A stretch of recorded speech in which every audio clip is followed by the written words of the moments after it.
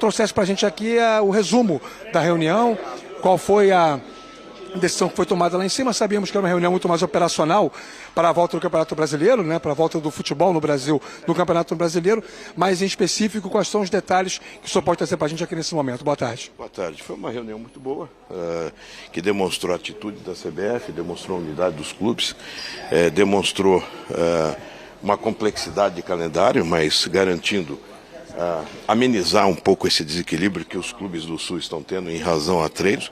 Então eles vão ter datas, algumas datas que também não vão afogar a qualidade do campeonato.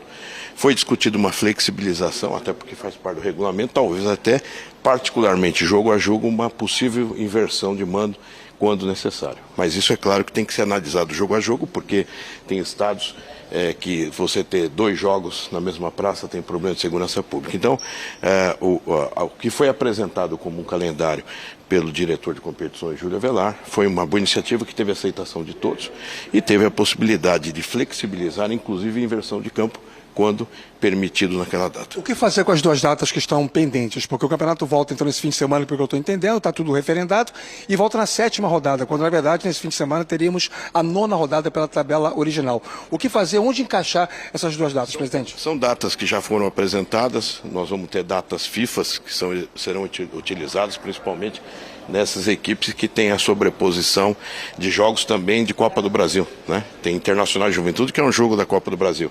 Então tudo foi apresentado, algumas datas FIFA serão utilizadas para que a gente consiga chegar no dia 8 de dezembro com o campeonato todo fechado. Presidente, essas datas seriam nas eliminatórias ou encaixariam mais jogos na Copa América?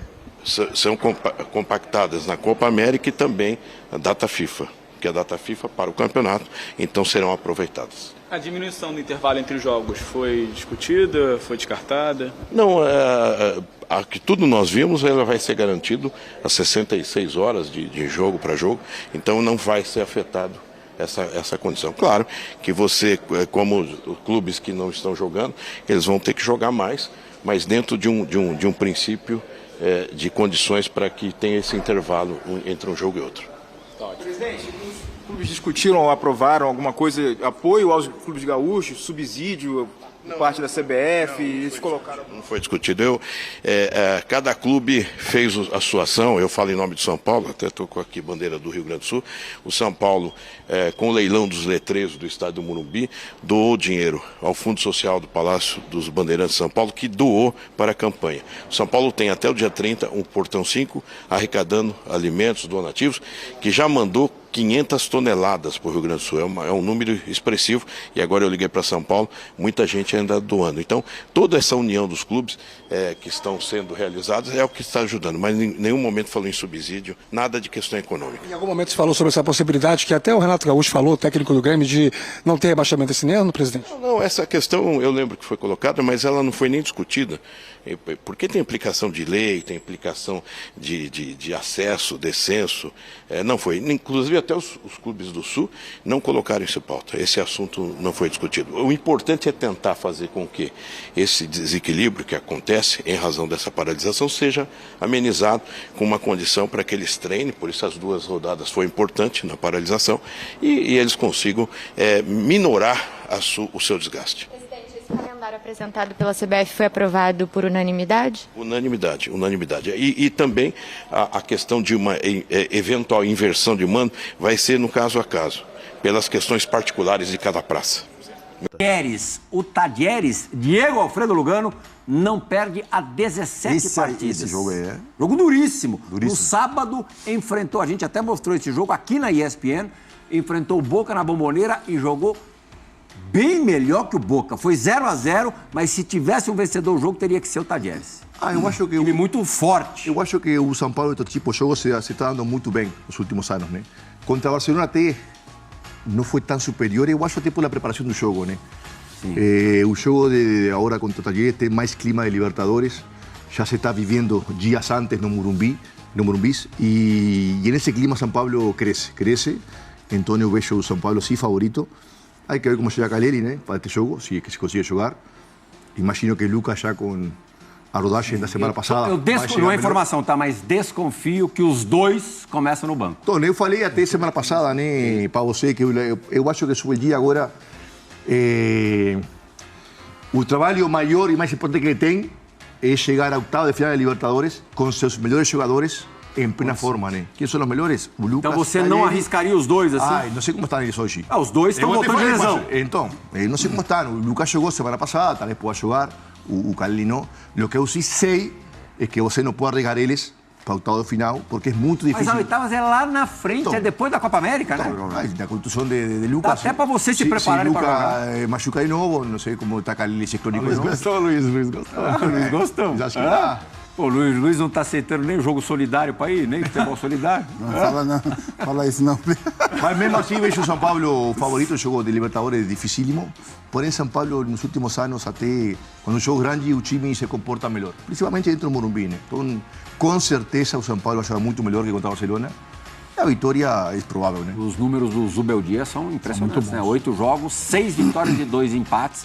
E pegou algumas cascas de ferida, não foi só moleza, não. Muito jogo fora, mas, pô, vitória, mas é lá em Salvador.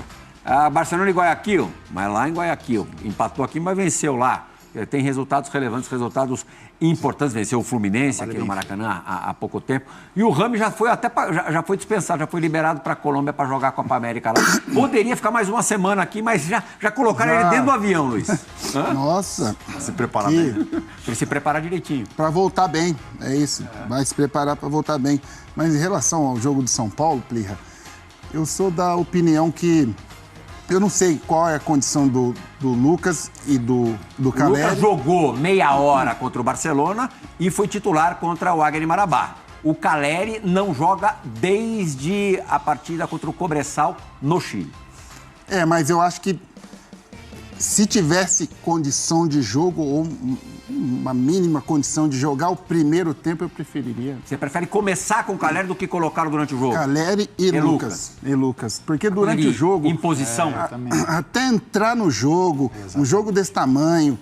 O Lucas contra o Barcelona sofreu, né, para entrar no tempo jogo. E não... Sofreu, mas está voltando e foi o primeiro gol. Né? E os dois, tanto o Lucas como o Jonathan Carelli, o último ano dele foi complicado. Então não tem uma sequência boa de treinamento. Eles ainda não atingiram seu auge físico-técnico. Então acho que isso é realmente o trabalho sobre o dia. Mas né? só vai atingir jogando. Você não pode fazer caso do jogador. O Carelli falava semana passada que quer jogar sempre. Não.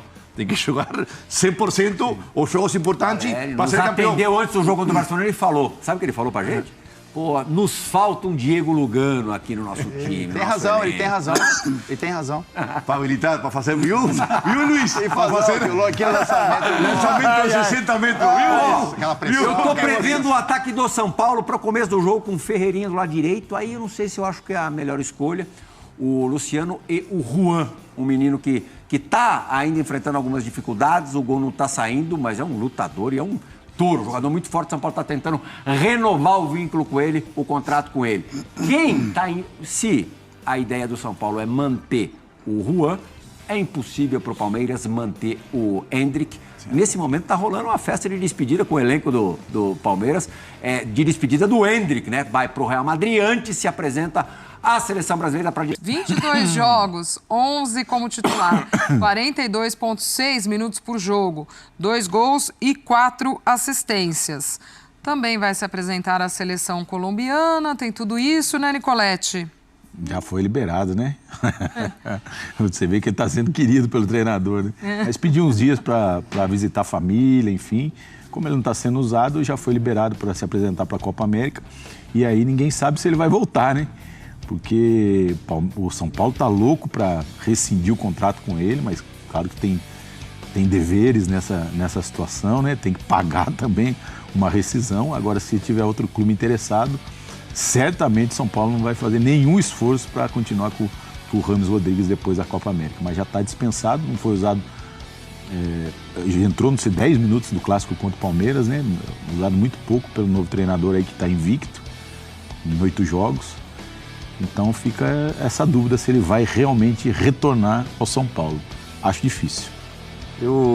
2 semanas atrás, teve aqui o técnico da Colômbia, o Néstor Lourenço. Néstor Lourenço jogou comigo no São Lourenço, ele que me recebeu lá. A gente fez um almoço lá em casa, até falei com a Glau, o Ronaldo Giovanella apareceu lá, né? Nosso goleirão aí querido. E ele veio para ver o Arias, ele veio para ver o Richard Rios, ele veio para conversar com o Rames, trouxe o fisiologista e o preparador físico com ele. E ele falou para mim, Paulo, o Rames está bem.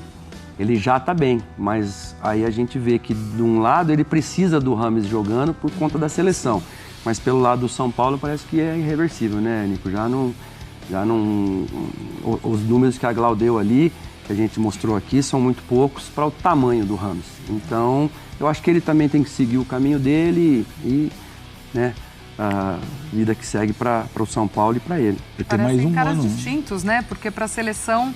A última vez que foi importante, enfim, no último amistoso de seleção colombiana, mas no São Paulo não, né, Mari? Parece que também é outro tipo de motivação, né? Assim, o São Paulo não depende dele. Não que a seleção colombiana dependa 100% dele, mas como lá ele desempenha, ele tem um impacto na seleção do país dele. No São Paulo, acho que o mais curioso é que independe de treinador, né? Assim, a gente discutia aqui do Carpini e o Carpini também sempre tentando falar de uma maneira bem cordial, assim, né? Vamos ver, é que com o Rames eu tenho que mudar um pouquinho o meu esquema tático. O Zubeldia é intensidade do começo ao fim. Então, assim, já no treinamento, ou você entrega, ou você entrega. Então, a gente vê que ele vai ficando cada vez mais sem espaço com a chegada de outros comandantes. Fala, Nico. Não, é engraçado porque quando o Rames chegou, né, eu fiz um link lá com a ESPN da Colômbia. E eu fiquei acho, quase uma hora no link com eles, eles perguntando por que eles queriam saber. Eles achavam, é o contrário, eles achavam que o Rames, não jogando no time, também não ia render na seleção. Espaço, né? Perderia espaço na seleção. Então, a expectativa deles era que aqui no Brasil ele se adaptasse no sentido até fala português, seria uma motivação jogar no futebol brasileiro, um futebol competitivo e tal. E aí, isso ia levar para a seleção. Mas foi uma coisa que realmente não aconteceu, né? Essa expectativa toda, porque eles esperavam que uma liga competitiva ele desenvolvesse e ele acabou ficando atrás na ideia dos 3 treinadores aí, né? E ele quer ficar, viu, Glau? Uma das perguntas que eu fiz para o Nestor Lourenço foi essa. Nestor, ele quer ficar no São Paulo? Informação importante. Informação. Ele falou, ele quer ficar. Mas aí aquilo que a gente falou, tá, ele quer ficar, mas o pessoal quer ficar com ele, parece que já não quer mais. Então, aí tem grana pelo meio. E a Mari tocou no assunto ali da questão de financeira. O diretor que traz um cara desse, qual que é a luta desse diretor? Fazer esse cara vingar dentro do campo. Aí ele vai conversar com o treinador. Carpini, agora o Zubeldia, cara, dá um jeito, coloca o cara aí, vamos tentar, porque também tá meu nome em jogo, eu que trouxe esse cara. E aí, às vezes, a coisa não acontece, repercute na permanência do treinador, né? Talvez não seja por isso que o Carpini tenha saído, mas aí chega um treinador que tem 8 jogos, 6 vitórias e 2 empates. O cara tá invicto ainda e o cara parece... Eu falo que ele é o Abel Ferreira do São Paulo. Encaixou a forma dele de trabalhar com o time. E como é que você vai lá e também pedir para que ele encaixe um jogador que ele fala, estou observando o dia a dia e a gente está falando de 2 argentinos, né? O Nestor Lourenço, argentino, e eles, o Beldia, argentino. Tudo bem, o Rames é colombiano, mas os 2 ali é mesmo país, né? Quarta-feira, esse jogo de São Paulo contra o Tajeres pela Libertadores, certo, Vinícius Nicoletti? E aí a dúvida no São Paulo, né? É o Caleri, porque está fora dos 3 últimos jogos do São Paulo. Na última entrevista coletiva, o Zubeldia disse que ele ia voltar a treinar. A informação que a gente tem é que ele está participando realmente dos treinamentos. É um jogador que vai para a briga, né? Gosta desse momento. São Paulo precisa da vitória para garantir a primeira colocação do grupo. E aí passa o Tajeres no saldo de gols. Então essa é a grande dúvida. Agora tem que ver se ele vai ter condições de jogar realmente os 90 minutos ou vai ficar preservado. Um pouquinho, entra, precisa ver se começa jogando. Saudade da era antes. Eu acho que ele vai. Antes do VAR. O centroavante podia abrir o braço, se proteger. Hoje ele só apanha. O Caleri é o que mais apanha. Meu Deus.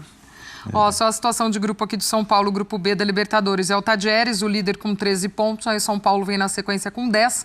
Barcelona tem 13 e o Cobresal 1 ponto.